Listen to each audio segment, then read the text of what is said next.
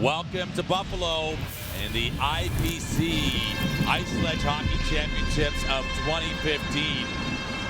You're having a look here inside Harbor Center in downtown Buffalo as the team in red is the Big Bad Russians taking the ice here against the Italians, and the Russians in game day one taking on the Americans, and a little bit of a surprise, big American victory in game day one. The Italians getting themselves also a victory. So we have a team here with the Russians with a loss coming in, the Italians in white with a win against Germany in game day one, and there are the Group B standings. The Americans sitting atop at the moment, the Italians as well with 3 points, and an important match here for both sides.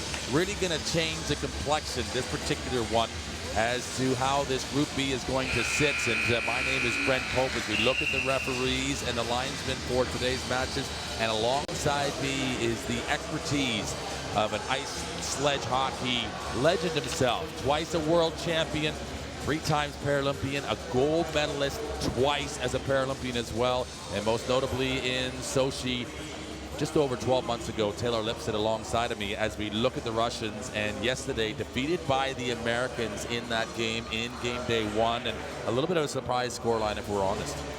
Yeah, the Russians weren't quite on their game in day one, and the Americans took advantage of that, and unfortunately for the Russians, they came out of their 6-1 loss. But the Italians did play good against Germany on the lone goal from McCree. Got the Italians on the board, and they secured the win. So a big game here today between the Russians and the Italians. The Italians actually the European champions, so we'll see how the Russians come out of the gate here. I'm expecting them to come out flying, using the body and being really physical with the Italians and trying to get up early. Is it possible that we are expecting more from the Russians than we should? Yes, they get a silver medal at the Paralympic Games. They are only a program that's just now 6 years of age, starting in 2009. And yes, a lot of resources, and yes, they've patterned their programs as we look at their opening lineup, and it will be Plotnikov as well in goal. Lisov, the captain, leading the way last night in a pretty experienced lineup. But are we expecting too much of the Russians? Are they realistically a gold medal hope here as we look at their coach here as well, Sergei Samyulov? Samyulov has these Russians in a good place as a program, and I don't think we have we don't have too high of expectations, and that's only because they have higher expectations of themselves. Looking at the Italian starters here who are going to have to keep up with the Russians today, especially Lisov. We've got Rosa and Planker, the two dynamic duo for the Italians that are going to be looking to get the offense going. And Massimo Derin, hopefully he has these guys ready to go, and we'll have a good matchup here between these two countries. They have not been scored on yet, the Italians. Arado was in goal in game day one. As we look again there, Evgeny Plotnikov. And a little bit of a lopsided scoreline as far as his stats there. The 0-1 record, the 6 goals against, obviously 6 goals conceded, and not the impressive stats that he might like, but really, as you sort of chalk that up, maybe on game day one, the Americans are expected to come out and look at the stats here for Arado, the 1 goal that they have scored, the Italians, but they have a victory as a result of that because he keeps a clean sheet. So I think today will show us a lot more about what both of these sides are capable of doing in this tournament as the seconds will count down. And there you see the fabulous ice here at Harbor Center in downtown Buffalo. Volkov and Planker alongside of each other as the official is just waiting for final countdown to arrive. They're seconds away, and this is a big match between both sides here in Group B. The Italians in white, the Russians in red. The Russians will take it as Litvinenko in behind his own goal. And he'll just settle things down, and the Russians coming back, making certain that they've got strength in numbers, but they've got a challenge here a little bit already, as immediately Winkler is right on top of Litvinenko, and some good work just to make this a little bit more difficult. And one of the things we saw in game day one is really a lot of the time Volkov, who scored the goal for the Russians, they look to be sort of working in isolation and maybe have that cohesive unit coming up together and supporting the puck. Yeah, as they're getting a little pressure in their own end right now, as opposed to everyone coming back together and breaking out, we're kind of seeing some of the Russian forwards leaving the zone a little too early before they gain possession. And it's unfortunately causing some turnovers, and the Italians are creating some good pressure here right off the bat. First minute of action in this important match for both sides. It's a long play up. Volkov is the man as Rosa. He is so, wow, he's so careful back there. But you know what? He takes a lot of good chances, or a lot of good risks for the Italian team in defense as he's able to get to the puck first. Great body position. They turn it over. This is Planker in front. And that almost squeezes right underneath. And again, really a chance out of nothing. And the Russians looking a little bit uncertain as to how they want to get out of their own end zone. Yeah, we see here the puck thrown around from Selyukhin, and the other Russian defender couldn't handle it. It squirted right out to Planker right here. Great save by Plotkinov to get down and shut down the bottom of the net there. That was a dangerous chance. It is. Those low shots are difficult to, well, to obviously legislate for, but also to predict, because a lot of the shots in the sport of ice sledge hockey generally are going high. Not all of them are accurate, but here are the Russians. Amasov to go forward, and he'll just sort of inch his puck into an area and try to compete for it. But quickly, the Italians, a good touch on there, isn't it? That's a design play. Wasn't really intending to get it in his collection, just making sure to hem these Russians back behind their goal line. The goal of the Italians right here definitely seems to be dumping the puck in the zone, getting in there, creating some pressure, and establishing a hard forecheck.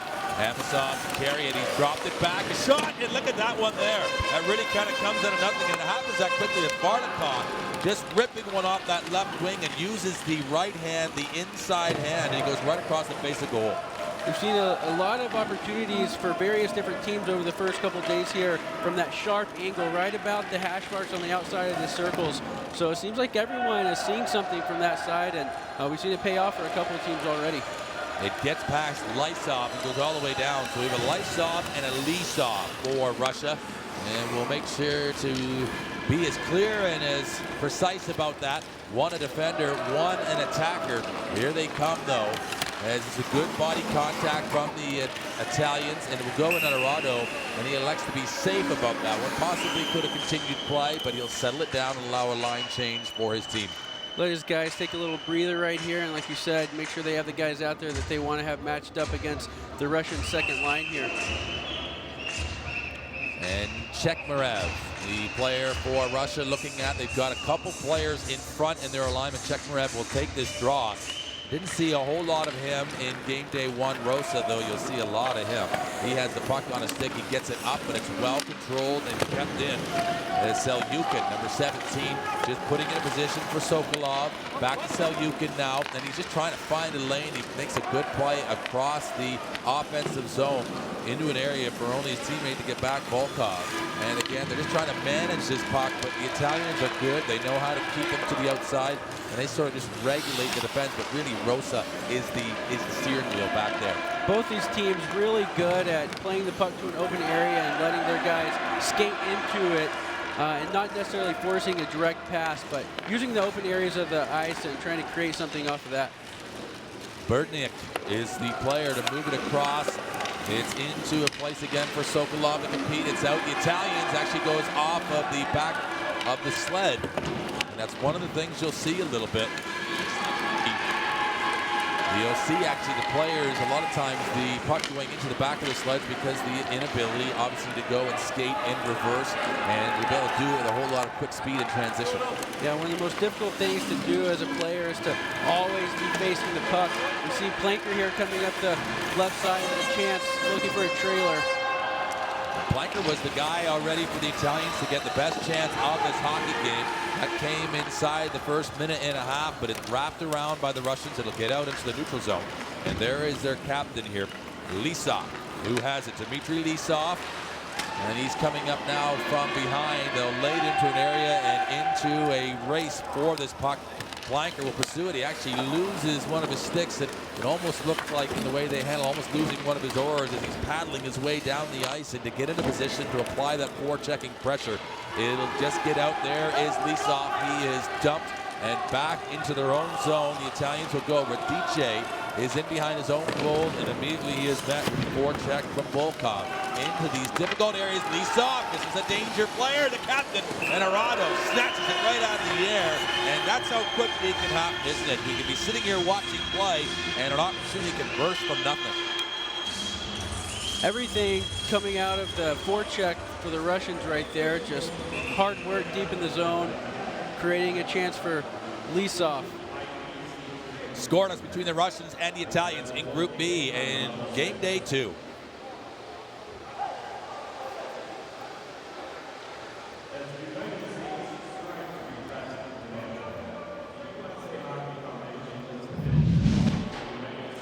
We see Lisov right here switch it over to his left hand and fire a shot on the Italian goal. He's quickly establishing himself as one of the best shooters in the world, Lisov is.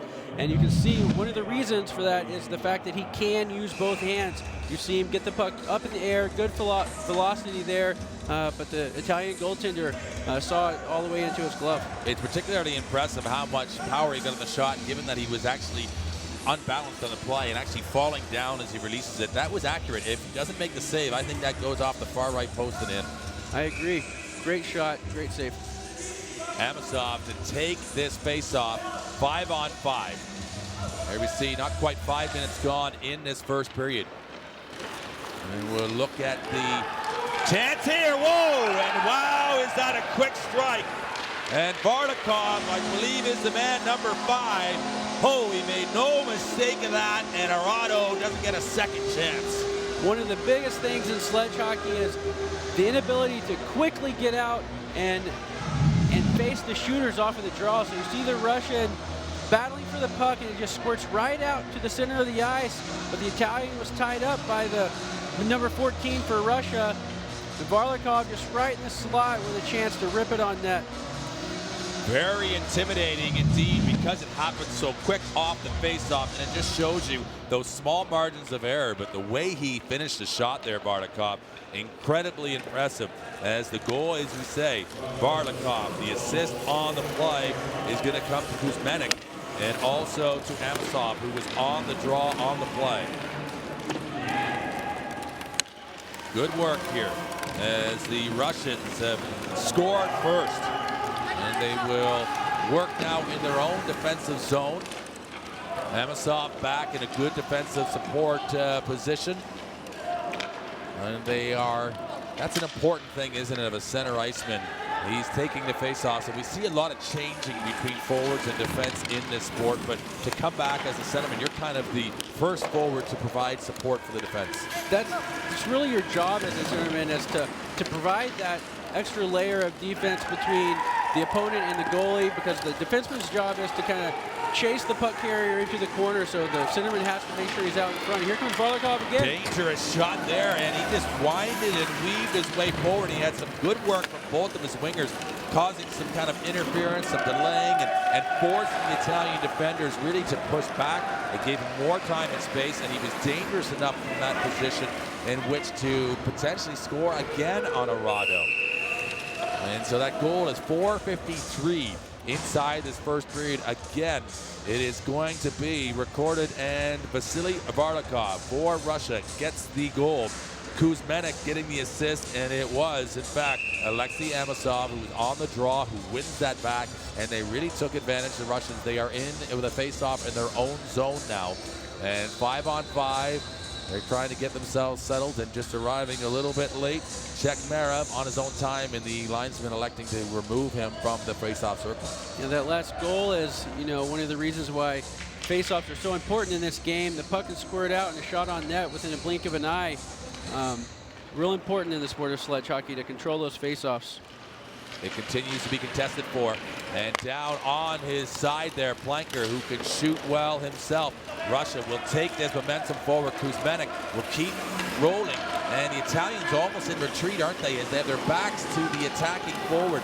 And Kuzmenik, good battle there as Sokolov is upended, and it's kind of an interesting approach you've seen a couple times here already. This is Kuznetsov. And Kuznetsov is going to be trying to battle away and find some room there as he found it around the end. It continues to scramble, and you're expecting the referee to blow the whistle. It's still alive. The Italians seem to be going for the home run pass out of the zone as opposed to doing a controlled breakout and offensive zone entry. So far, it's not working, but good pressure here from the Russians in the Italian zone. They're struggling a little bit to get the puck out. A lot of bodies in front of Arado. There's some more activity here as well from the Russians as they continue to come in waves of pressure. They will battle for possession. They can't quite get it. Sokolov is upended. Chekmerov right in there as well. And you hear the air horns inside Harbor Center in Buffalo, trying to get some support in behind his Italian defense, who right now are pinned back and have been really since conceding that goal. Yeah, they're definitely back on the fence right now. It's really important for them to get control, settle the game back down, get a little flow going, or else the Russians are dangerous and they can double up their lead in the blink of an eye. Long pass. It's a clearing effort, and not entirely sure what Planker was trying to do on that play. And it's going to lead to an icing against quickly. The Russians trying to get out to that face-off circle and trying to keep play going while the tired Italians are still out on the ice. Planker not happy with himself on that one. I think he was just trying to go across ice and lay it off the far boards. Just got a little bit too on it, and now the tired line for the Italians are stuck out there against the fresher Russians. Big draw. Volkov will battle for this one. In and behind, they'll wrap it around. Immediately, though, cutting it off to the far board. Selyukin keeps it in. The Italians do enough to get it out. They need that. Or have they got it far enough to make line changes behind the play?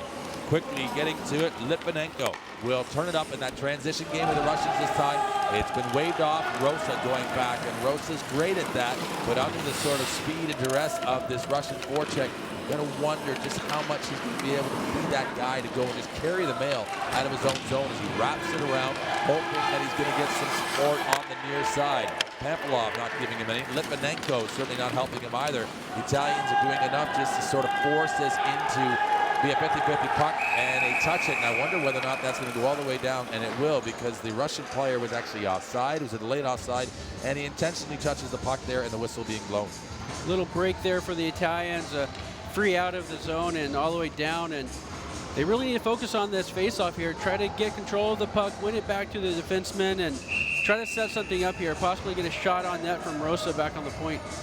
The Italians need some more energy. They need to take this play here and this remaining 6-7 team with some real purpose. It's just one shot away, and almost really seems as though they had some air taken out of their balloon by conceding that first goal. And they'll need to just pick up their spirits and get back involved. Amosov, wide side to Varlikov. Immediately Rosa out there. Rosa is a guy who can bring it and make it happen. Here's a much better play, but he can't connect with the intended pass going forward.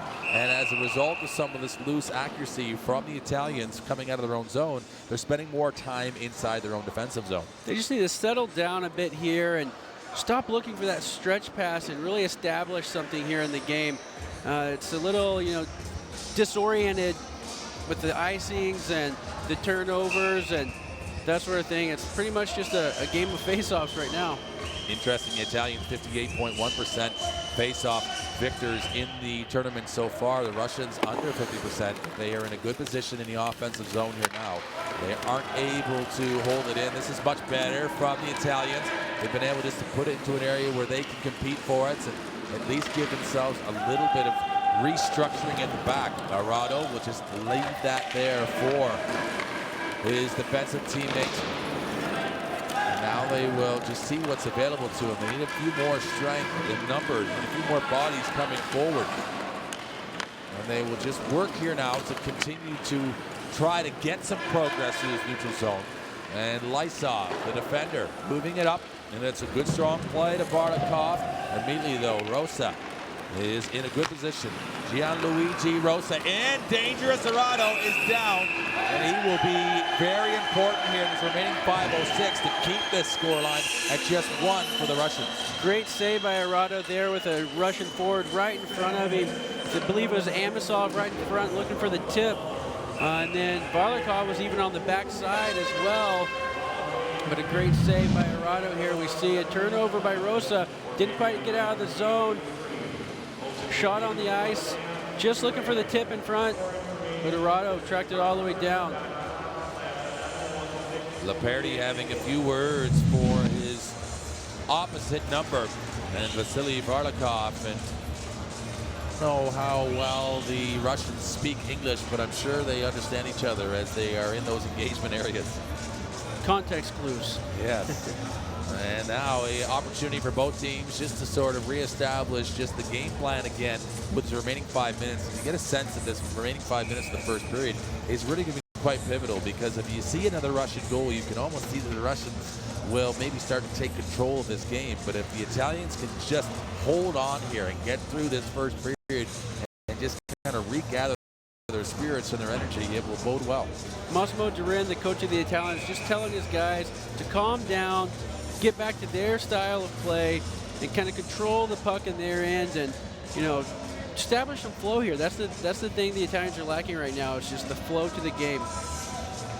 Volkov in the battle, back to Lipanenko. There's a shot, it'll go wide. And the way you establish flow, you got to support that puck. This is better as they'll move it up and through the neutral zone, forcing the Russians back. Lisov to support the captain. He just plays it off the board, but it's a little bit loose, and it's able to be kept in. And Pauli will keep it in. Does a good job. Again now, just waiting for Large to tag up, and now the Italians can just try and see if they can't control the Russians in their own zone, but they can't. They're coming out quickly, and off they go. Pamphilov with this puck right now. Pamphilov is given a lot of room, and that was earmarked for the top corner, but again, up over the net. They'll keep it in. A chance here again. Selyukin waiting to create some space, and this is another phase where the Italians have to bend here, and they are bending, but they can't afford to break. Doing a good job just to keep the puck down low right now, not allowing the Russians to gain control. Got a whistle here. Looks like the Russian player might have covered the puck with his hand, so the faceoff's going to come all the way down the ice. Not a delay of game penalty, but little punishment there for covering the puck with his hand. The captain there, Lisov. It's interesting how the referee in ice sledge hockey is right on top of the play. He can make this call, as he has to make sure he can see all of these little subtle nuances and the little small things that are going on. The grabbing, the clutching, the holding the sticks, and then also putting a hand on the puck. There's a lot that can go on in those little spaces between the sleds and against the boards. A lot of times spectators can't pick up on, but fortunately we have some camera angles that give us a little insight here. Around the board it goes again. Quickly though, the Russians just trapping it in and just sort of slowly trying to break this Italian defense down. They'll put it into an area for them to get to first. Amosov is bumped off of the play. Immediately a good hit on there by Caligaris, but again, they're getting to it. They've got good sense for where the puck is going, how they want to manage it around the snow. Kuznetsov was the Russian player moving in, but it is forced back out of the neutral zone. Lysov, the defender, trying to get it into a better area. Alexei Lysov, not in the lineup in game day 1, is in game day 2. He's got the puck now, right into a good position. Can they hold on? Can they make the Italians pay? And they are bumped around, and it's almost a little bit like crash-up derby in there, as everybody's just jockeying for position and wanting just to sort of out-muscle their opposition, as Planker will break down this play. He's right in front of the Russian bench there. And this was some good support coming across and getting it. Werner Winkler, but again, the Italians a long ways away from applying any pressure on the forecheck. They just seem to be coming into the zone one guy at a time, no control, no cohesiveness. And it looks like we're going to get a holding penalty on Amosov for the Russians right here. An opening of the door for the penalty box, and potentially an opening of the door for the Italians. With 2:39 remaining in this first period, a power play opportunity. And can they level this game and change the whole complexion here in a shot, as we'll watch this penalty here. You see Caligaris here trying to get the puck in the zone. Amosov comes in with the end of his sled and kind of hits Caligaris right in the leg area, spinning him around and kind of holding on to his sled there to prevent him from going forward. And I'm not sure if they call it teeing or holding on there, but they did go with teeing, so can't use the front of the sled as a weapon or as a battering ram, and therefore they'll spend 2 minutes or less on the power play here. Definitely the most popular call in ice sledge hockey in this particular tournament, and maybe not popular, just the most commonly called infraction against the players on the ice is that teeing. That's a huge collision. That one though isn't teeing, as they come head on there, but just twisting at the last second, the Russian player, and he really feels the force of that hit. Yeah, it looks like we had an offsides for the Russians right there. Yeah, the sleds sometimes can be difficult to control, and that's one of the reasons why you see a lot of the team penalties. You know, you're going full speed, and you know, you have to try to make an adjustment at a split second, and sometimes it's just not possible, and you end up running into the player perpendicular to his sled. Planker to take this draw. Remember, the Italians on the power play. Now just a minute and 40 seconds remaining on it, and knocked down, and it was a high stick, and immediately now the face-off coming outside, the Italians getting contact on it. And interesting, it doesn't come all the way down the ice even though they're on the power play. Yeah, one difference between sledge hockey and stand-up hockey is a high stick, and sledge hockey is anything above the shoulder, whereas in stand-up hockey it's above the crossbar. But since we're sitting so much lower on the ice here, they do judge it by the shoulder. It'll make its way down, and there you see the penalty kill from the Russians, the stats. And they had their hands full against the Americans. And 6 penalties they took. Americans converting on 3. Look at this long distance effort in. And the work coming in, the big collision. Now they need to get strength in numbers. Winkler is there, but where is the other Italian forward to help him? And there he arrives, Planker, to get there, but he's now finally supported coming down the boards. And they're looking for an offload here. That's Andrea McCree out front, number 18. He is the only goal scorer for the Italians so far. Great shot there, Plotnikov. He's got his hands full now as the Italians put some pressure on. Inside of a minute remaining in the power play. And the Russians do well to keep it at bay. A couple of great chances there for the Italians. One for Calagras and one for Planker there on the outside of the post where he tried to backhand it just in. And here comes the Italians with some speed. Winkler, head on. Ends up losing his stick. He is upended in the high slot area, but they got a power play. They got to make it pay while they have the opportunity. And they are inside now of a minute remaining in this first period, and Plotnikov will just throw out the catching glove and to control that for a new face-off. Yeah, a little bit interesting there on the power play for the Italians. We see here they gather the puck up, get a good shot on net. Then Planker here tries to get there for the rebound. Didn't quite get enough on it. But it didn't really seem as though they were setting up a definite power play unit or style of offense during that power play. They were still kind of just all over the place. They really need to try to establish something here late in the period. Chekmarev battling for this face-off. The Italians looking to get possession of it. Lisov is there. He'll work. It may have just got away. They kept it in. That's a great play by Large to do so. Nils Large to the outside. A chance here. Up, and that goes wide across the face of goal.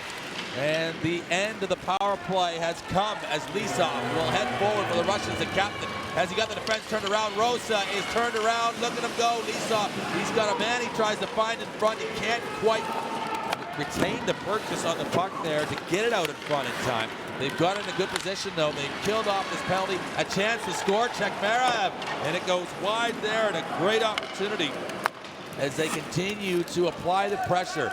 Lysov, though, for Russia, will just dump it in and try and kill valuable seconds to see out the remainder of this first period. And there is their goal scorer, McCree, who's the only goal to the Italians' credit in the tournament thus far, and that's where it sits after the first 15 minutes. And it's an important goal that they do get to get themselves on the board as we look back to how it was scored. Vardakov right off that face-off, and that's the only difference in the period. Yeah, pretty good game we have going so far here. Fast pace, back and forth. A lot of that pace is because of the up and down nature that the Italians are using. Their plan here is to try to look for that stretch pass and really spread the ice out. They haven't connected yet, couple good chances, but right now 1-0 Russia over Italy. That's where we sit at the end of the first period in Group B action. Russia had the advantage. It's a slim 1-goal margin.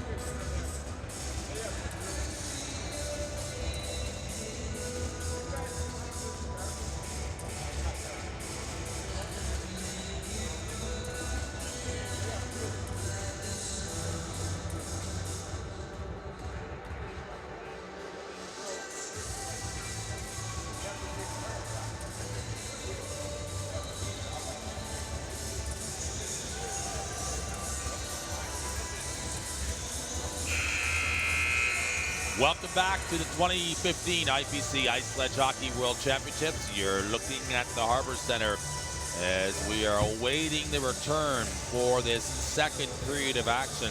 Russia currently with, as you see, the 1-goal advantage over the Italians, and a pretty steady first period of action as we look at it here. The Russians with the advantage in the goal column. Most importantly, the shots, though, the Italians a 5-4 advantage.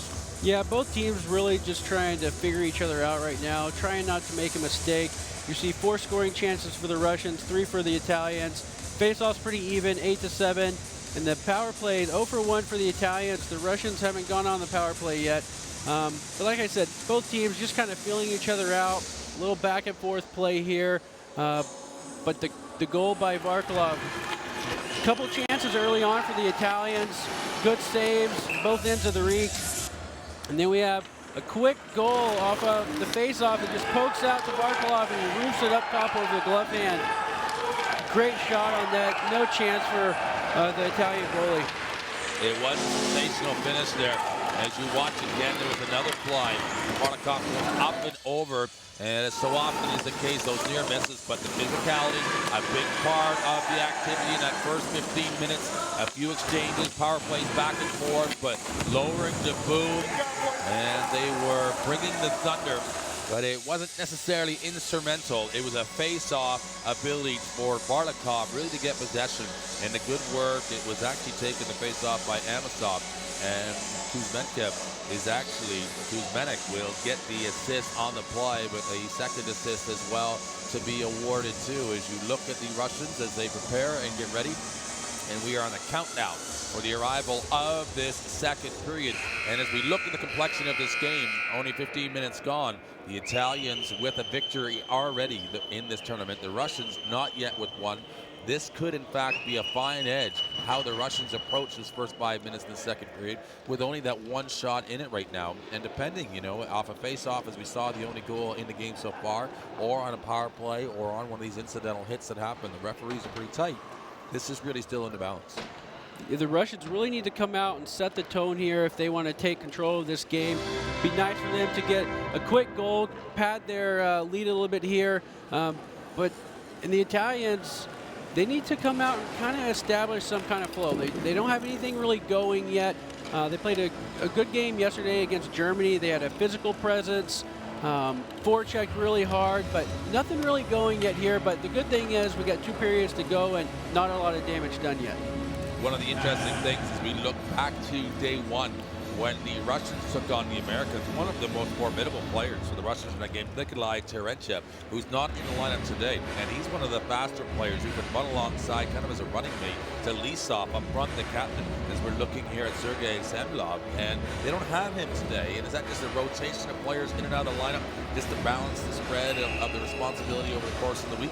There are a few teams, the Russians, Canadians, Americans, that carry 17 players, but you're only allowed to dress 15. So the Russians, they do a pretty steady rotation of players. It's not always based on the performance of the game before, per se, but I was a little surprised to not see Terentyev in here, as his speed would be an asset, especially alongside Lisov against a possibly slower Italian team. Here we remain, Group B. Ready and seconds to count down for the arrival of the second period. And these are the 2 combatants. Started off, flanker, who will take the draw, Arado, in the Italian goal. And he concedes only 1 goal so far in this tournament. That is the difference, the one you see on the board to the Russians. And the Russians in red, going from right to left, and the Italians in white with the blue trim. Volkov from a distance, and Arado committing to it. And it's really not to be underestimated how early the goaltenders have to make a commitment, depending if they need to sprawl to one side or the other to make that sort of east to west or post to post movement, and then are committed really as they lie down and those pucks arrive. They need to be as sure as possible, usually 100% sure which side they want to commit to, because like you said, it's hard for them to get back up and switch sides once they do commit. We've seen a couple goals throughout the first 2 days because of that. A face-off inside of the offensive zone for the Russians. Lisov will take collection of it. Is he going to go back to Litvinenko? He will. Litvinenko just looking to open up some space. A shot here. Arado can't do anything with it. He just has it go off of his feet. And Litvinenko, great job at keeping in. The captain Lisov from a long distance. And wow, did he whip that one in there with some force. Great save by Arundo there. That shot had a lot of velocity on it. And like I mentioned earlier, Lisov establishing himself as one of the best shooters in the world right now. Is this trouble right here at the crease as Arado actually getting himself turned around, and he's kind of back to front on that play. I'm not quite sure he had any idea where it was. Here we see Lisov gather the puck. Nice shot on net, good blocker save. But then we see this play coming out of the corner right after that. It kind of mixed up Arundo there. Luckily his defense was there to help him out, and they got the whistle. It's a good save by the Italian keeper as they're taking a while to make the changes, and hence the reason for the referees removing the Italian player from the faceoff draw. I don't know if the Lisov shot was on, but the one coming up from the goal line was dangerous because as he rotates to try to find the puck, he's really got to be careful not to knock it in his own goal. The Italians touch it here, and I'm pretty sure the Italians are going to get called. We'll watch and see. It was a little bit uncertain as you see coming across, and he indicates the referee an interference call, but it's the Russians. And here now the Italians are indicating that they're going back to their bench, and Bartikov, who's the goal scorer in this hockey game, is actually involved in just kind of screening his man out, and that's what it is. And there was the touch right afterwards, and they quickly blew it as it arrived onto the stick of Pauli. And it is going to be an opportunity here for the Italians to level this game quickly inside the second period. A good chance for the Italians here with Varkolov, one of the better Russian players off the ice for the next 2 minutes or less. So they really need to try and take advantage of this opportunity here. Block the first attempt coming in. The Russians are able just to stay in the shooting lane. Amosov, number 11, out front. Look at this play here, and it's tremendous, but they can't do enough to keep it and to get it in the goal. And a play right from the corner to the backside, and there was some room to get it in. Just couldn't finish it off, and it was Kalagaris, number 9, down that back channel. And he just either really lost sight of it or just couldn't quite get to it. What a tremendous opportunity for the Italians. Great chance there. They really need to build on that, get back down in the offensive end here and see if they can establish a cycle going, and unfortunately couldn't connect on the long pass. We've been seeing them look for that long pass pretty much the whole game so far. We see here the pass out of the corner from Planker. Just couldn't get his right hand on it. Possible if he would have been able to shoot with his left hand, he could have just tipped it in, but he waited for the puck to come all the way across to his right and just couldn't get enough on it and ran out of real estate there. Lisov, the captain, asking for his team to get ready so they can drop the puck quicker. The Italians taking a while to get themselves set. They are in their own zone, but they are on the power play. Lisov rolling around on his penalty kill. He's going to move it around, and it's broken up. And the Italians just sort of kind of rotating around, and they're on the power play and just throw the puck away. And Litvinenko from a distance, that is a difficult one. Arado just has it carom off him, and it will arrive onto his teammate's stick. They'll use this momentum here. Kalagaris, oh my goodness, as Lisov had him right in the trolley tracks, and he avoids the oncoming train. The big Russian locomotive, Lisov, always looking for a little bit of action as they'll battle in their own zone, the Russians now, trying to work and push this Italian power play out to the outer perimeter. They had a great chance at the start of this power play. Haven't really had a whole lot developing since as they're inside of 30 seconds now. And Lisov, he'll get going. He has to get himself turned around, and a long effort in again on Arado. And have we got another long effort to be sent into the goal here? There is a penalty now coming up, and Italy, as they touch the puck, will be assessed, and I think it's an interference call. Another interference call there. Rosa just impeded Lisov's opportunity to get to the puck carrier, and they're going to call that interference call all day long. 12 seconds remaining. It's going to be 4 on 4 for 12 seconds, and Lisov, as you say, and he just gets teed on the way to getting forechecking pressure. And he just has the skates taken out right from underneath him. So a little bit of extra room here. The face-off starting in the Italian defensive zone. The Russians will want to take advantage here, and then coming back onto the ice is their goal scorer in this hockey game, Barlikov, waiting. And it is going to be Rosa who goes to the penalty box at 2:42. It's interference. And not only do you have a power play, but you have effectively one of the best players off the ice as well. Yeah, not a smart play there for Rosa. If he would have just picked his head up, he would have noticed that Lisov actually only had one stick even, so he wasn't that much of a threat. Unfortunately, didn't notice that. And now the Russians are full strength and have a power play for the next minute 40. The Italians do well to get it, and there's a minute 40 in the clock, and it counts down all the way behind.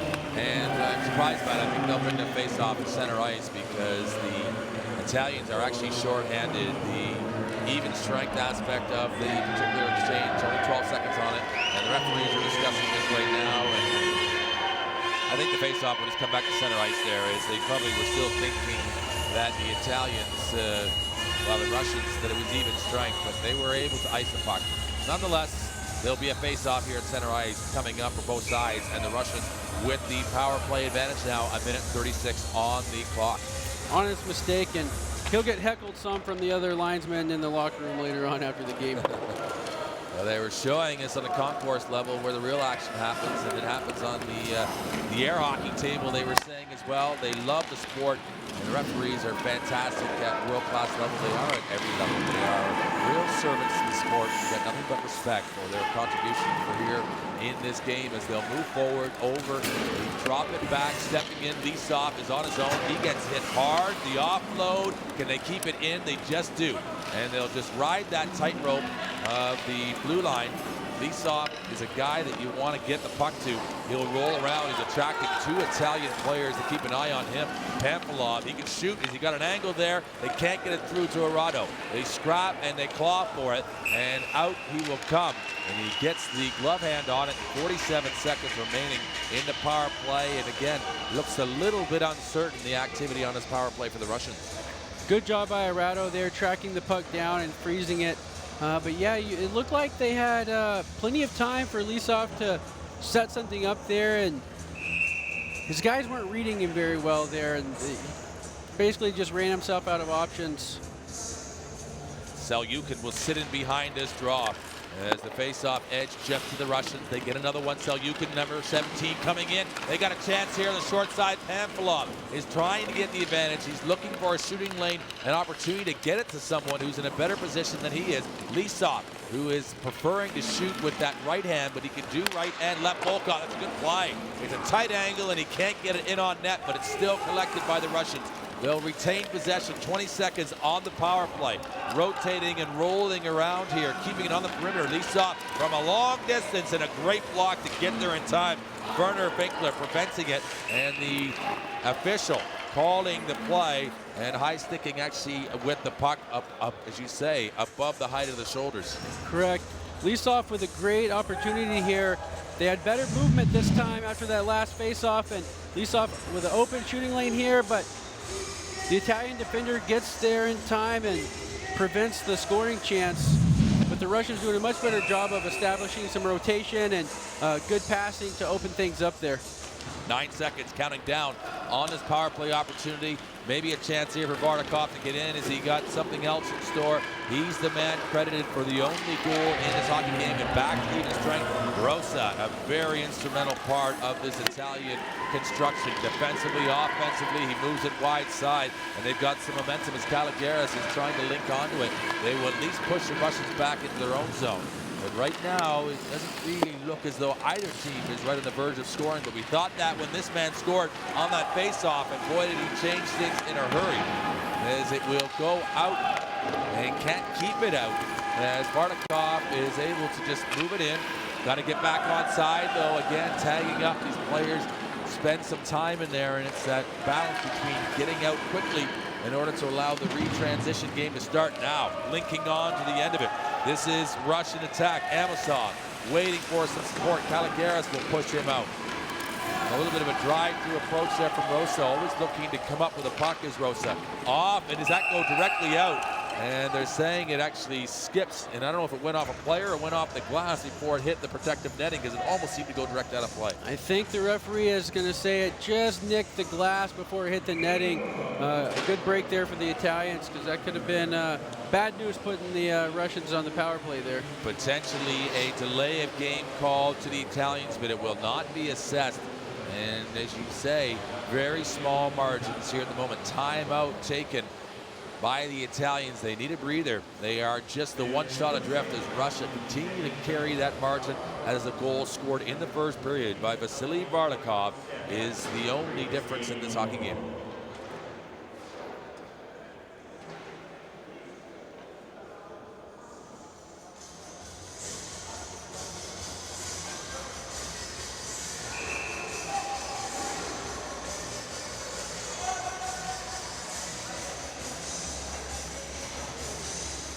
It gives us an understanding of exactly where Massimo Durin thinks this game is at right now. When he calls a timeout at this point, 9:20 remaining in the second period, he knows that this game could very well be an opportunity for the Italians to get something from it, because they're only the one shot adrift at the moment. He's sending a message to his guys that they're very much in this game still.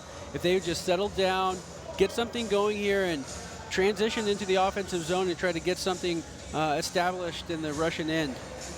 Changing of assignments on this draw. It is won well by De Pauli. It will go all the way across the space of goal. Kiroti, haven't called his name yet today, but we do there as he goes and battles the Russians with cool, calm, collected approach coming in. And it will whistle on by. There's a shot there from Volkov. Volkov already on the score sheet in this tournament against the Americans in game day one. Pamphilov just looks to release Volkov again. A long effort coming in. The sticks get to it. It's broken up though. Turn back Selyukhin. Upended. Just scrapping and clawing for every possibility to get control of his puck. Great work by the Russian defense to keep it in. They'll roll on again. Litvinenko, the big blue liner. And this time it does get out. And again, the Italians just bending but not breaking, as Litvinenko just sets it up again for another reload. Volkov in the middle. Here is Lisov, a danger man. Oh, how does he miss the goal from there? The best chance the Russians have had since the goal they have scored. He's going to want that shot back, I can promise you that. That was a great play by the Russians to get Lisov coming down the slot all alone and just put the shot wide of the net. You would have put money on it, and Lisov from there would have been able to finish the job. He comes back and is now lowering the boom with some physicality, but he had a chance here really to increase the lead for the Russians, and it goes asunder. As now back Pamphilov putting pressure on Rosa. Rosa getting a little bit cute, maybe in front of his own goal. Lisov with a puck again. It works its way back here to Volkov, and he can't get it to the front of the goal. The Italians will find a way to get it around the board. Kiroti, he's got it on his stick, and he's looking to see what his best option is. He decides to go cross, and a diagonal pass. He'll pick up his own leftovers. He'll move it in, and it'll get past Lisov, and the Russians are back behind their own goal line. Good job by the Italians getting out of their end.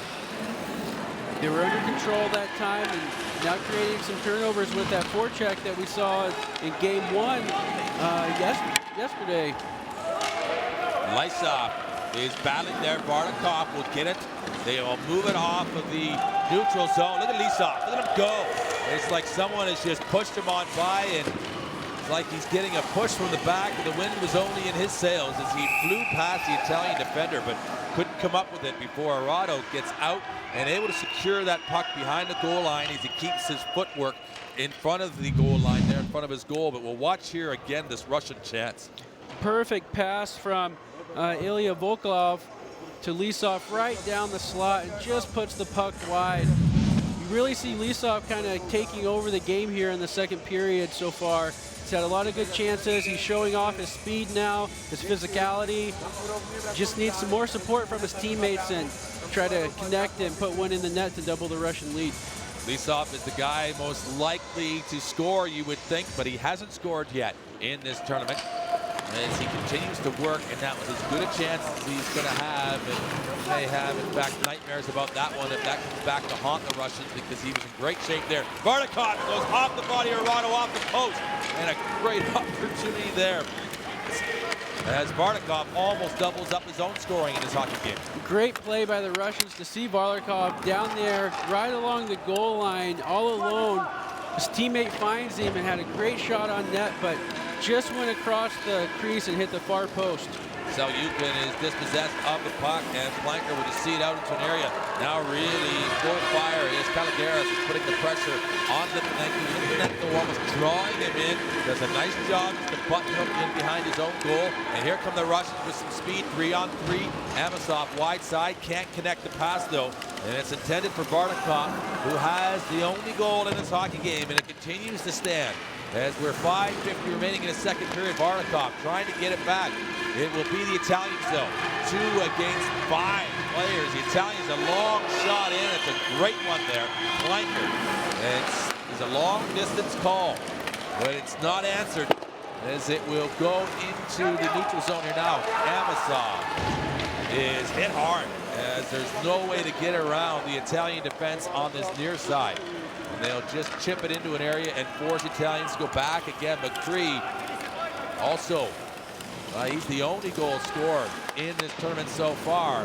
He had a great effort against the Germans on that tight angle as you look back to day one, but battling here now. They're in a good defensive position, and with 5 minutes now remaining in this second period, the Italians are just holding strong and doing just enough. The Russians are knocking at the door, trying to increase this lead. Pampilov is out front. He's an option.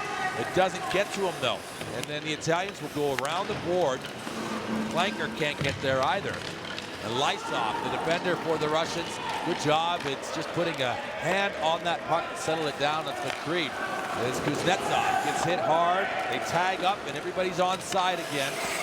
With the momentum of that puck coming out, no, he can't touch it, and good job there. Almost too many men on the ice, but it will end up being an icing anyhow, and that's one of those awkward plays here in the second period as the teams make those exchanges on and off the ice.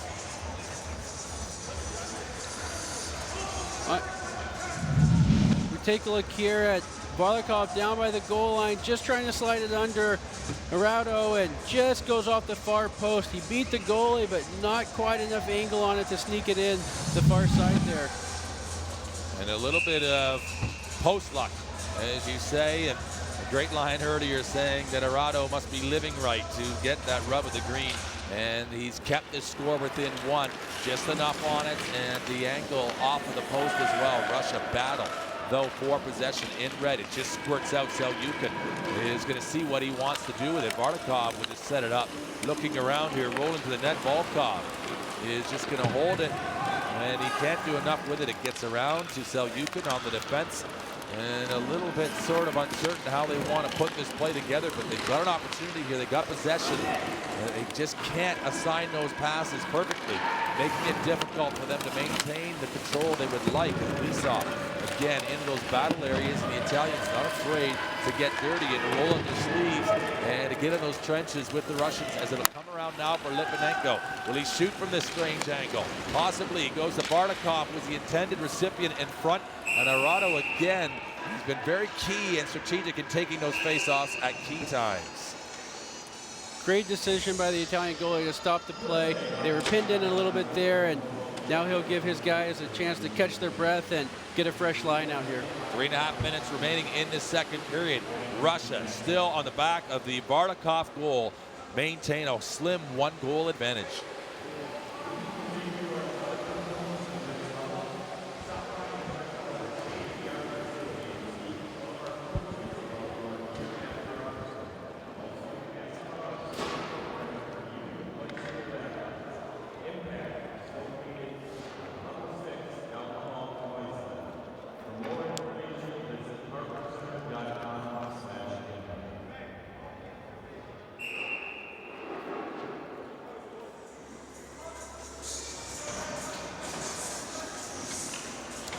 returning to action, and the Russians are first to align for this offensive zone faceoff.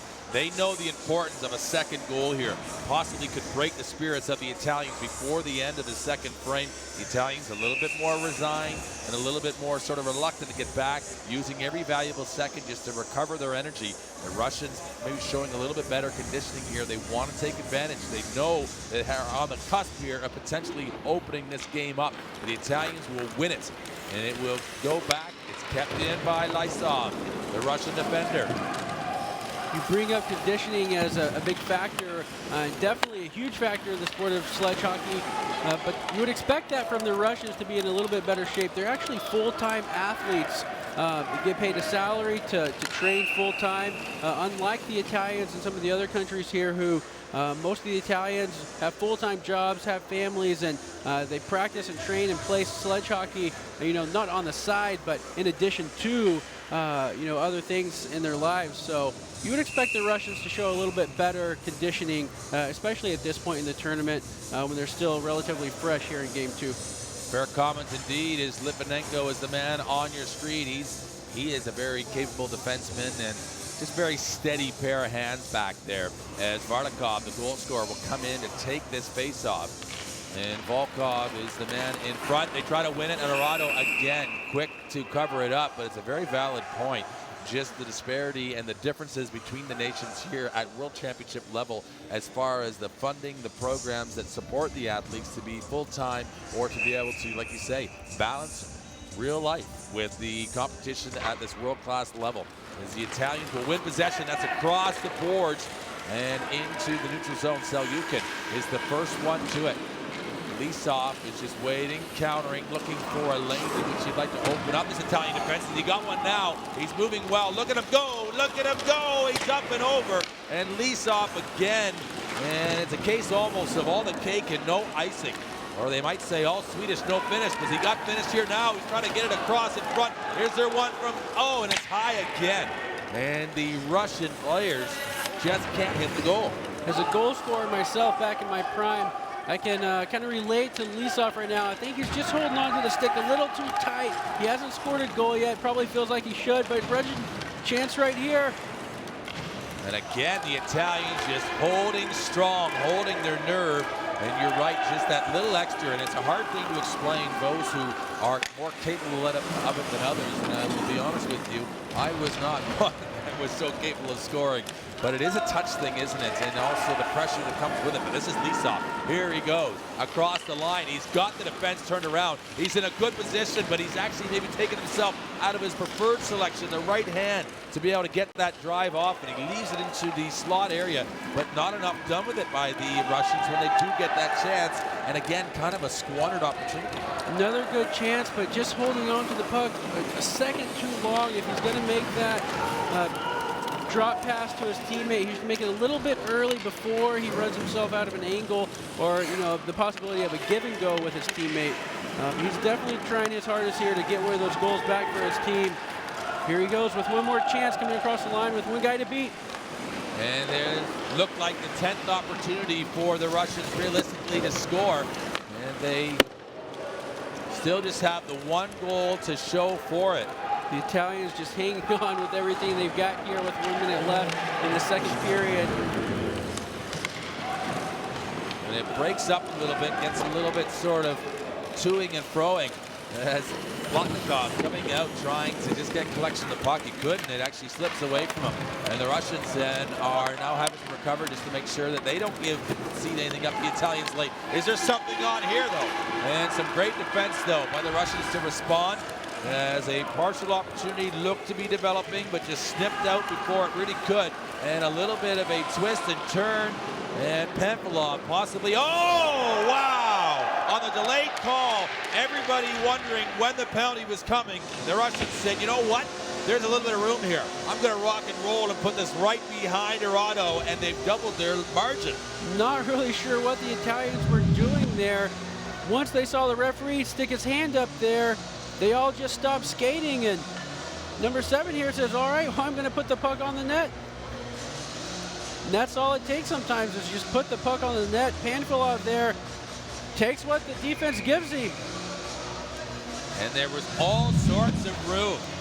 And Kuzmenik did the hokey pokey, he turned himself around, and then coming right up and picking up the leftovers, Panfilov just had all that room, and it just sort of was almost a little bit like, are you kidding me? I'm just going to put it there, and we're going to put another one on the board.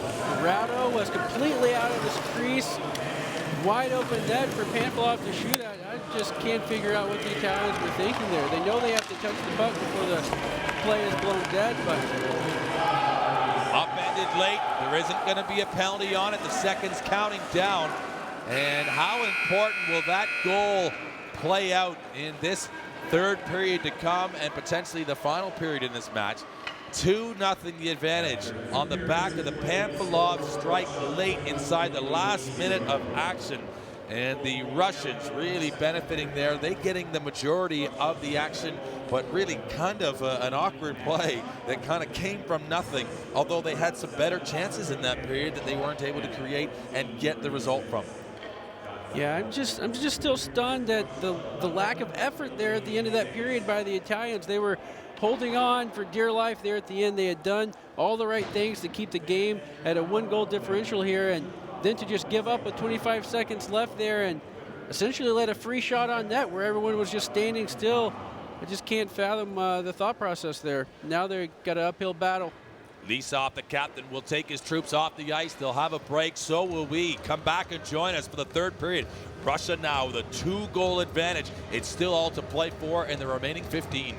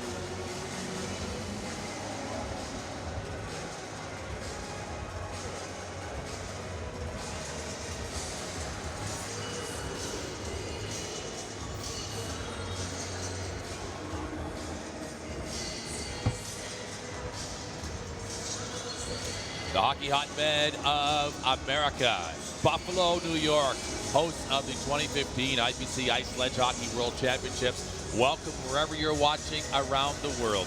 Russia currently with the advantage 2-0 after 2 periods of play. We're in the preliminary round of Group B action, and the Russians could very well have a further lead than they do at the moment. They have the shot advantage 11-6, the 2 goals on it. Some scoring chances though, if we really are fair, the Russians should have converted. That's definitely the story of the game so far. Yes, they do have a 2-goal lead over the Italians going into the 3rd period, but it could easily be 4 or 5-0 right now.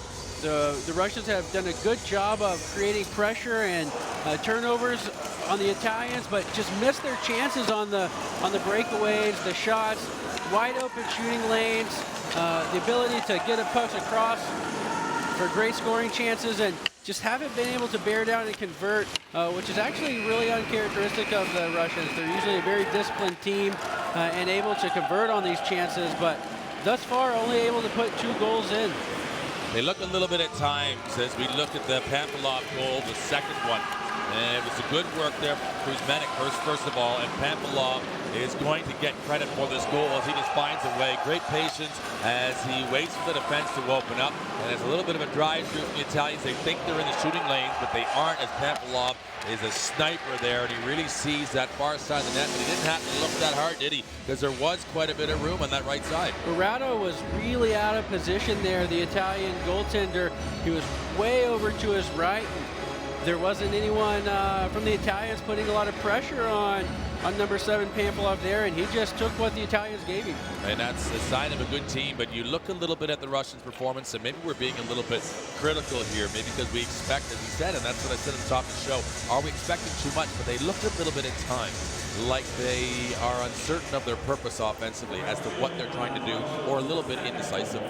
I think they might be playing down just a little bit to the Italians' level, not necessarily technically, but speed-wise. I think that the Russians have the players to pick the pace up in this game, but they're just kind of doing what they have to do to get by at this point. That's a fair comment as we look at Araudo in the Italian goal as they're marching down for the start of this 3rd period of play. 2-0 the advantage as the Italians look on. That is the converted glass inside Harbor Center in Buffalo, and it is designed and purposeful for Sledge Hockey to host these World Championships. Interesting lineup here for the Russians on the face-off. You've got one defender, Pampilov, the goal scorer, lined up way over by the benches. Possibly Volkov, the centerman, maybe try to push that puck forward and catch the Italians sleeping here. Seen it do it a couple times, and it's been a little curious, the decision for it, but it's obviously a design play. The intention was there. It doesn't happen though. Look at this. From the distance, the Italians send it in. And in these sort of sleepy passages in play sometimes, that you expect nothing to happen, and you've got to always be on your toes. Volkov will take collection of it when he does turn, and he'll just make sure it gets into the Italian end zone. Rosa, though, a big part of the Italians, if they're going to get back into this one, as he moves it forward, steps up into the play, he actually skates just past it, collects it. He does so well to recover and to get his line again, to really take that puck in his travel. All of the offense up for the Italians funnels through Florian Planker, number 5, and Giuliani Rosa, number 3, but unfortunately they haven't been able to connect today. Moving it up the board, Lipanenko. It's in a position broken up by the Italians. And now they'll go again. Here they come. Russia with a man advantage. Lipanenko just straight ahead, just tries to just ram his way across the offensive blue line, and unfortunately offside on the play, but some real straight north motoring there from the big defenseman. That's a play that's going to drive the Russian coaches crazy. You never want to turn the puck over 5 feet on either side of that blue line, and he had the opportunity just to carry the puck in the zone over the blue line, then drop it back to Lisov. Unfortunately, he took himself offside and out of the play. You see the comments coming in and the passion behind it from Samoya he actually just giving the instructions saying, listen, let's keep this game simple. And you're right, I think it's a comment that maybe the Russians are playing down a level, and not necessarily by design, maybe more by circumstances. They just, like you said, are in a good position right now. But that 2-goal lead is the worst lead in hockey. They really need to step it up a level and be able to do that themselves as they put pressure. And the puck is in behind the Italian goal now. The Italians just waiting to see what's available. This is a scrappy turnover. Arado being tested. It's just ping-ponging around in front. And immediately he comes out and gets the glove on it. And again, a scrappy play from the Italians, just trying to get out of their own zone. And the Russians are right on it. Great job by Barkov there, just get a stick on the puck. And that turnover is actually a consequence of the Italians going for that home run pass every time, as opposed to just trying to keep it simple, chip it out of the zone, create space, put the puck into an area and go get it. They're just going for that long pass for a breakaway to try to capitalize quickly, and it's just not working for them. Selyukhin will take the shot. It's a good save from Murado. He'll see it into the corner. Face off, another win for the Russians. And you talk about the Italians looking for that home run pass. It almost seems a shortcut way to play the game. And if you really want to have success in each match you play, you need to be working off that puck and supporting your teammates. And Litvinenko in behind his own goal will find a way to step out. He'll move it to the far side. And he's trying to pick the pocket or get it into his teammate's pocket. Pamphilov as he'll come across the line now. And this is some good movement as a defender. Vadim Selyukhin will just get it in and again force the Italians to go 200 feet to be able to put some pressure on their own goal. And that's really going to be the goal of the Russians this period, is to keep the puck down here, possess it in the Italian zone, put it on net as much as possible just to try to generate anything they can, but really not give anything up. And Litvinenko puts it up and over the goal. And it is exactly as we saw before this tournament. Coach Jeff Sauer talking of the Americans said how well versed a lot of these players are at hitting the glass behind the goal and elevating their shots. And you talked earlier about the trajectory of the players and how they're shooting it, even the length of the sticks and how it influences and how important it is to close that shot off and to really follow through with their sticks to keep it under control so it prevents it from elevating above the bar so often. Exactly. It's so important to really follow through and roll that wrist over when you take a shot on net. But a lot of these players just trying to shoot it as hard as they can, and when a player is just trying to shoot it as hard, they miss the net.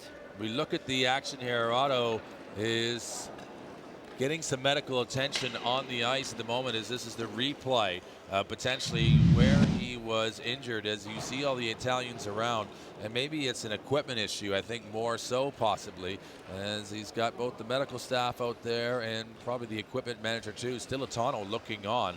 Santino Stilatano, he's got experience as well. As you see a little bit of gray in the muzzle there, he knows exactly what to do if he's called upon, but it looks as though he will be continuing. And Gabriel Arado is done. Well, he's done his job, hasn't he? And he has faced the action from the Russians coming on. And although sometimes he's not had to make the save, even though it looked as though he's done his job when he's been asked upon. Yeah, just the one mistake, being out of position on that second goal. But his forwards need to help him out a little bit here and try to generate some offense. It'll go down deep for the Italians to recover it again. A stick goes flying, and you wonder whether or not that's a penalty. It's just sheer force of the contact between these players, and it was actually the Italian defender just getting off kind of one-handed, just propelling himself at kind of at 50% power to get to a position to make the change. They have done so. 5-on-5.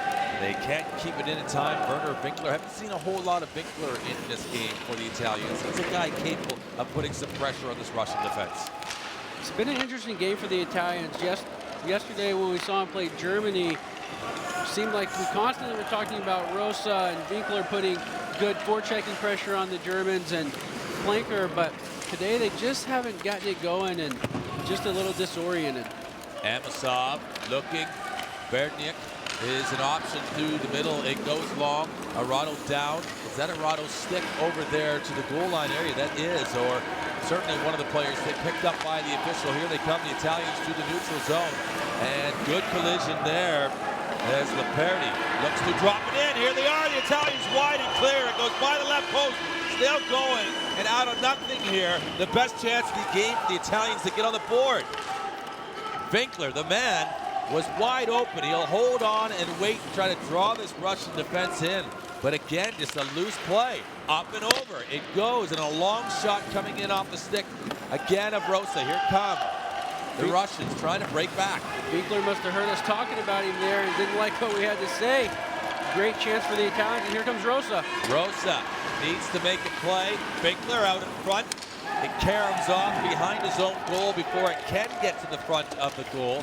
Now the Russians, Lisov is going to go the other way. And some good work here as Volkov tries to get out front. Oh, and how does he not score there? He is snake bit right now, Lisov, the captain for the Russians. I don't think he can buy a goal right now. The Italians give him a hard time sitting in the crease there. The ref letting him play. And the Italians will just whack it out of their own zone. And it doesn't look as though it's got enough on it to be an icing call. They'll make a line change, and Lisov right now has got to be beside himself because that was as good a service as you're going to get. But here they go again, the Russians off the bench, and all of a sudden this game is opening up here. It's tough on Lisov mentally. As a goal scorer, you expect yourself to convert on those chances, and that's the third or fourth quality chance right in front of the net he's had today, and not able to convert, and that definitely takes an effect as the game goes on and the tournament goes on. 13 shots. It's actually 11 scoring chances, and the Italians 5 scoring chances, but none better, really, than the Winkler opportunity a moment ago, and then also the one coming across to Lisov here as they just give each other the opportunity to score, but they don't take it. That was Lisov as you look again at Arado, and this was the chance right given in to Winkler, and he just sends it past. Look how far Plotnikov is out of his goal. Yeah, one chance for the Italians, then the Russians come down, and Lisov right in front for the one-timer, just couldn't get enough on it. It almost seems as though it handcuffs him, really, as far as the pass. It was an aggressive, strong play out in front. He's ready for it, and I'm just wondering he takes his eye off the puck just momentarily. He just doesn't get a good enough piece of it. Just trying a little bit too hard at this point, frustrated with himself. And keeping focus, attentive, listening to his coach's instructions. Sergei Somilov is the one giving final orders there from the Russian bench, and Massimo Durin also knows this game isn't over yet, and with 9:16 remaining and the 2 goals the difference in it, you really have to think that the next 3-4 minutes is going to dictate just how the final 5 are going to play out. It's a turnover here now. Winkler is the first one to it for the Italians. He gets cut kind of in half though as he plays it in. Flanker, and we're seeing him in a better offensive position for the Italians, and that play will come out. Radice trying to keep it in. Lisov again creating the movement to the neutral zone. Back to Lisov's expectations for himself. Just from talking to him throughout the season, I know the coaching staff has a lot of high expectations for him as well, and if he doesn't perform, there's been games in the past this season that he's been sat following a poor performance where he hadn't capitalized on his chances, so it'll be interesting to see what the coaches do for Russia's 3rd game. Interesting indeed as Russia will come forward now, and it is a goal scorer. The first one of the game, Barnikov, who will dump it in. It was actually a delayed offside coming as the Russians advanced before the puck could enter across that offensive blue line. Some good body contact. Here's Lisov again, and he's trying to generate some of his own offense here. He's trying to open it up this time for Volkov. But again, the other way, the Italians pick it up, and both teams are just content really to trade back and forth. And that's a big dump in, and you almost think it'd be just as advantageous to get that shot in on goal. We've seen a couple other good quality scoring chances in some of the other games where if you just put the puck on net, you never know what kind of bounce you're going to get. But unfortunately, the Italians having a hard time finding the net. There is Rosa. He tries to find it again, and it's a great shot. Just to the left, maybe a little bit high. Here they come, though, the other direction. The Russians now. Amosov weaving and winding, but he is slowed up temporarily there and quickly back to get it. McCree, who is the only goal scorer for the Italians in the tournament so far, and that was in their first game against the Germans. They're back, though. They're still looking for a goal in this one. as it will make its way all the way down. No icing indicated by the officials as we close in on 7 minutes remaining in this third period. Line changes both sides. The Italians a little bit sort of caught out here right now. Pamphilov already had the goal in this one. Give him some more room. You'll find a third one. He's off the outside of the net. And he will be denied there by the angle. But a good chance there from Pamphilov, and a much stronger shot, elevated indeed than the one he has scored on. There's an effort. Touchdown to the score. And a redirection in front, and we'll wait for the final credit. But Lysov elevates it from the Russian blue line offensively, and we're looking at the moment like it's going to be Sokolov potentially who gets the final touch. I think he just got a tip right on the puck as it was coming down out of the air. Interesting call there. It looked like his stick was above his shoulder, which would normally be a high stick, unless he didn't quite get a piece of it and it just went over the top. I don't think he does. I think it actually maybe goes off the Italian defender. Tough to see again from our vantage point. We'll watch it one more time. Went off the Italian defender's glove, it looks like, and popped right over the head of the Italian goalie. I think that is going to go to the defenseman, and I think Lysov is going to get credit for this goal. It doesn't really matter what matters here, because all of a sudden the Italians find themselves down 3-0 as they're going to record the goal as a good goal. Lysov has had a pretty good game back on defense for the Russians. He didn't play yesterday against the Americans, making his presence known here today. He's been solid on the backside there, and then if this does go to him, contributing to the offensive side for the Russians, coaches are going to be happy. First goal of the tournament, it is going to go to Lysov. As you say, didn't play in game day 1, is playing here in game day 2. Potentially at the moment, the assist going to Pamphilov, and a 3-0 scoreline for the Russians right now. And it's a whole different feeling on that bench. They'll be feeling much more encouraged, even though Lysov has missed a lot of chances. Number 8 going through there. It's a lot better when your team is still winning and winning comfortably at the moment now. They definitely can breathe a little bit here, but they don't want to give the Italians any chances to get momentum going. They'll battle right around the center ice red line. And sleds and sticks and bodies just trying to find their shape and purpose there. It is the Russians, though, in red going back to collect a good little decoy move. They'll come forward. And it's a long linking play up. The momentum taking them away from advancing it much further. As Bartikov, here's Lysov. He gets dumped. He is trying desperately to find a way to get one in past Arado himself. Now, Bartikov in that position, down low, wide open. Oh, and what a save that is there. And I think it's a glove touch there from Arado, closing down on the angle. Selyukhin in perfect position to open this right up. Great save by Arado there. You see the pass perfectly patched for Barkilov to Selyukhin, and he gets everything on it, but the goaltender with a great save, point blank. We look back to that third goal, assist to Sokolov as well to Pamphilov on the goal. It will be given credit to Lysov, as I said, didn't play in game day 1. And an opportunity for both teams to regroup there, and you see just how vehement the Russian coach is in giving his instructions. And they have their own standard, as you say, as to where they expect to play at. And that's one of the battles I can see the coach really needing to navigate through, is getting his team collectively to the level they can perform at. But they've been consistent, a goal in each period so far. They know that this isn't where the tournament is won, and they know they have to get better every game, every period. So he's never going to stop coaching over there. He's always going to be trying to get his players to pick it up a little bit, to play a little bit better, and more importantly, to capitalize on these chances. A face-off for the Russians. There you're looking at the goal score, the third one of this hockey game for the Russians. And it's 5-on-5 to the right of Arado. And it's Amosov who wins it right back. Pamphilov, another shot in. It's a good, forceful shot, but it's blocked by the Italian defense. They'll come forward. Some great work by the Russians to close down. And look at that as he hop, skips, and jumps his way back into a good pass up to his forward. And the long distance effort in again.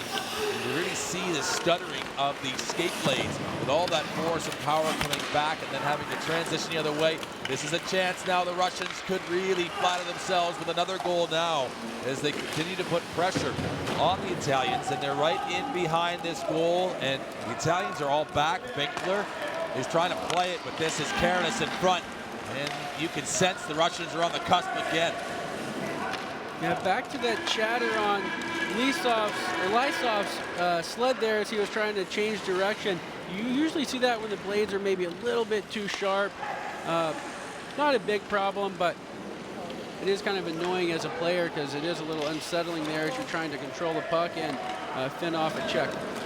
Exactly, as you're trying to get yourself turned around, the big blue liner, it will now go in, and inside of 5 minutes remaining in this third period. Now that's a big collision there. Nowhere anybody can go, but right into each other. They get into that channel, and it's good body contact from the Russians late to be applying that much pressure on the forecheck. One thing people don't think about in regards to sledge hockey and the full contact is the bottom of the boards there where you see all the advertising, that's solid. The top of the boards where the glass is, that's designed to give. So in stand-up hockey, when players check each other, the glass moves a little bit, absorbs some of that energy. But in sledge hockey, the boards don't give it all, and the top skaters in the world are skating 25, 30 miles an hour. So that coming to a dead stop by a big check, that's a car collision. It certainly is, and particularly the force coming from the opposing player too is multiplied.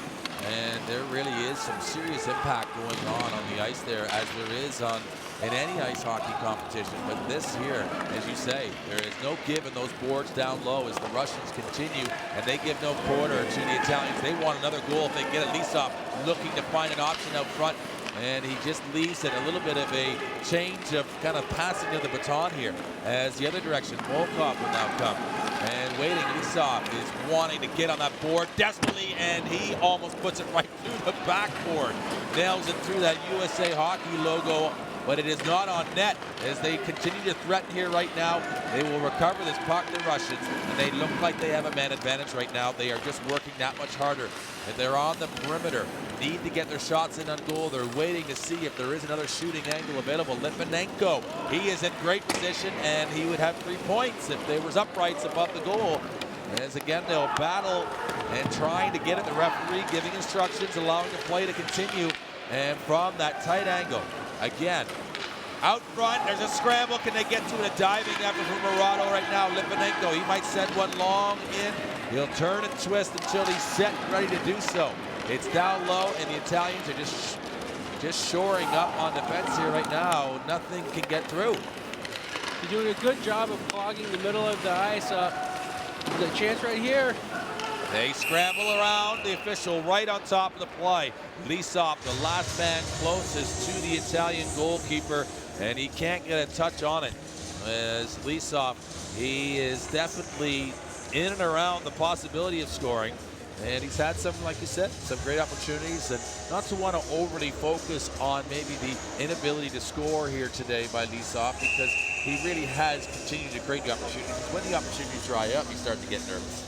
Right, and the bigger issue is when the later rounds come around in this tournament, the medal rounds, Russia is going to have Lysov capitalizing on those opportunities to stay in games or to get the lead in a game. They're not going to be able to rely on secondary scoring, perhaps. So they really need Lysov to be on his game and to contribute.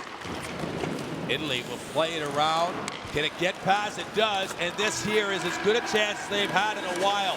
Cutting back against the grain, but taking the puck off of flanker. Probably the most important part of that play, as what looked to be an opportunity was quickly closed down. And Russia will come back in force as they'll support this play. Kuznetsov will see it all the way around. And Pemplov on the play too. Need to be careful. Murado just electing just to take certainty and get that puck in his possession for a face-off. 2:16 to go. Russia looked to be in the driver's seat in this one.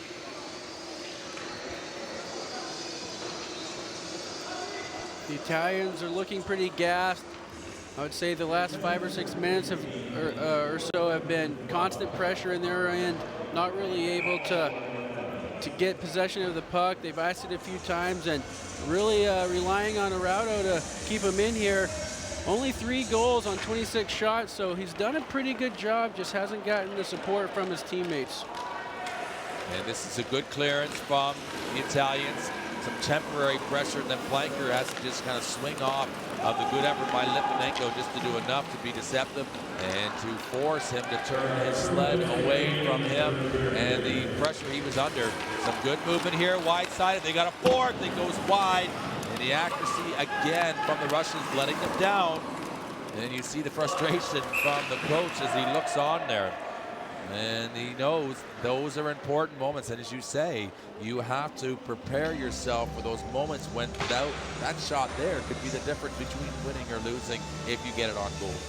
This isn't just the focus of the coach from Italy or the coach from Russia. We even heard the same statement made by Coach Sauer of the United States in the press conference before the tournament started on how important it is to capitalize on the chances you get, because you don't always get a lot of chances. So every team here, coach is placing a lot of emphasis on getting quality chances and capitalizing. In a position, the Russians, to get control. They'll maintain possession, finding and looking Kuznetsov in the corner. He's waiting for some support. It's a real difficult route to travel all the way through those defenders. Again, a glorious opportunity that goes by this time. It's Bergnick now, but they will see just what can come from this side of here. Lysov, the last one to get a goal in this game. He'll send it in, and he can't quite get the elevation he would like as it's onto the stick as Amosov into a position for Kuznetsov. Oh, and he had a lane there. It just opened last second, but it'll just go past the left post as everything just opened in time, but the accuracy was not there. Is this a 3-on-1 though for the Italians?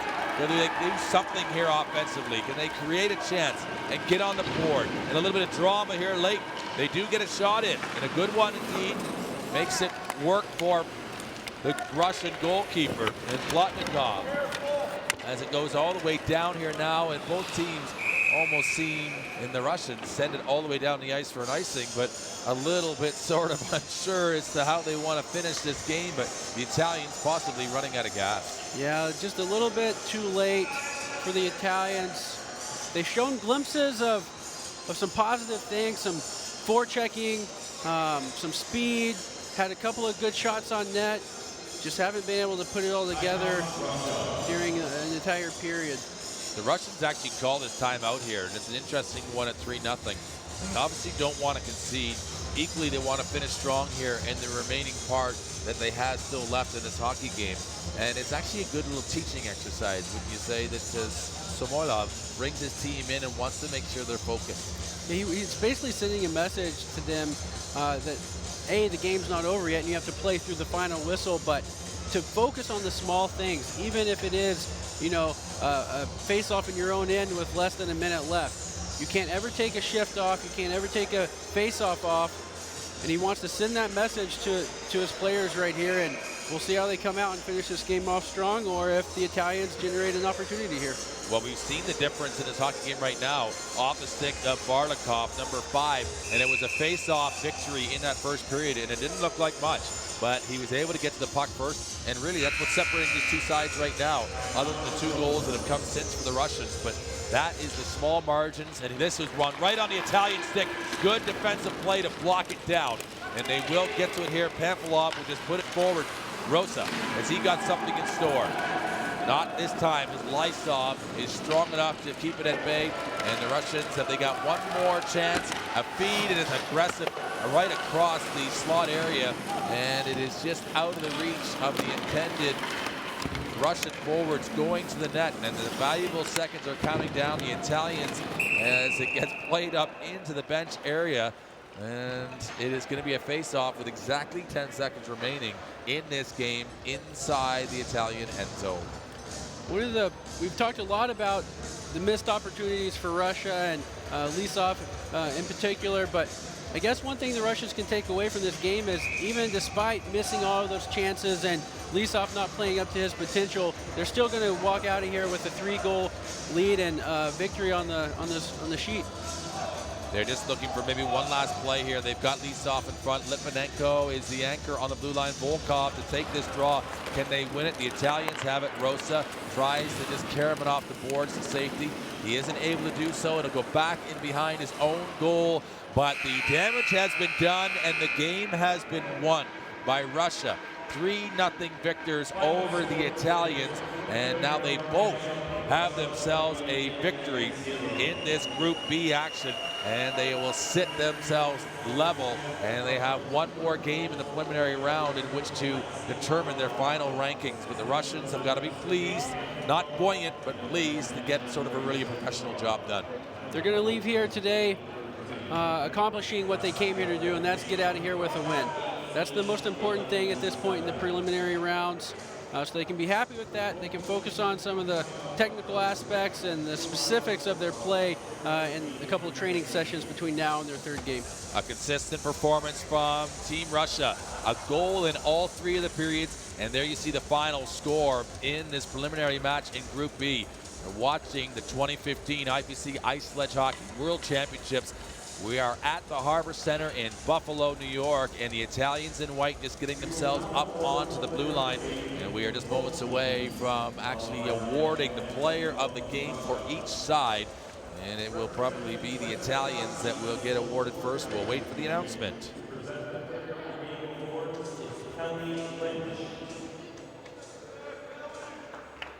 And interesting, your thoughts as to who will win the man of the match or the player of the game for Player Italy? of the game is number 5, Florian I might defer to the announcer on this one. Yeah, and there it is. It's going to be Planker. Comes out, he's got the helmet resting there on his sled there at the end. He'll come across and receive the player of the game trophy. Can't really argue with that. Plinker is all over the ice for the Italians in the offensive zone, the defensive zone. He definitely makes his presence felt out there, but unfortunately just couldn't put the puck in the net today. And for the Russians today, your option for player of the game? Well, they beat me to it, but it was number 23, Volkolov for the Russians. He played really well today. And some good work.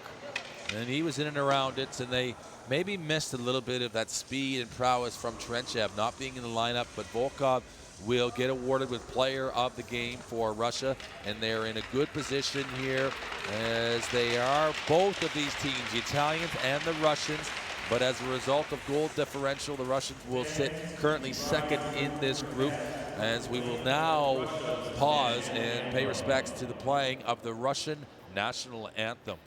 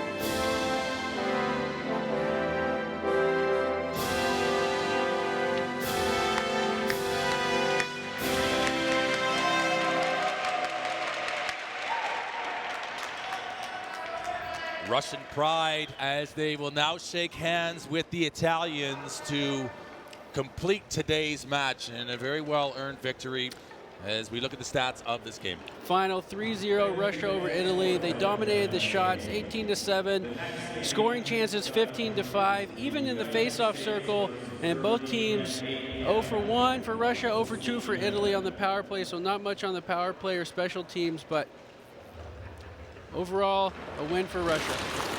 Good work here was off the face-off, and Barlikov opens up the Russian scoring. And he is in celebratory style there. Flanker gets player of the game, but he was hit hard there, Amosov. getting some physicality in return. Lisov was all over the ice and maybe the nearly man today.